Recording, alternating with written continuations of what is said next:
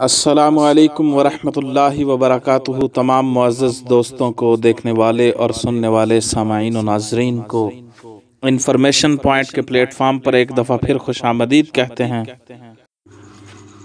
वज़ाइफ की तमाम मुस्तनद कुतुब में दर्ज है कि कुरान पाक की सबसे छोटी सूरत सूरतुल कौसर का विर्द करना, उसको कसरत से पढ़ना, सुबह शाम सूरतुल कौसर का विर्द करना, दुश्मन के शर से, दुश्मन के नुकसान पहुँचाने से, दुश्मन के खौफ से निजात देता है।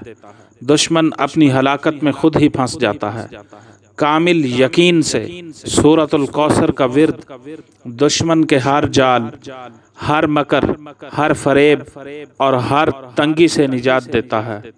अगर अमल कर कर के थक गए हैं तो दुश्मन से निजात का ये आखिरी अमल भी करके देख लें, चंद दिनों में ज़रूर फ़ायदा होगा इंशाअल्लाह। सूरतुल कौसर जो कुरान पाक की सबसे छोटी सूरत का दर्जा रखती है। इन्ना आतैनाकल कौसर फसल्लि लिरब्बिका वन्हर इन्न शानिअका हुवल अबतर। इस सूरत को कसरत से पढ़ें तो अल्लाह पाक आपको दुश्मन के शर से, मकर से, फरेब से, तंगी से महफूज रखेगा।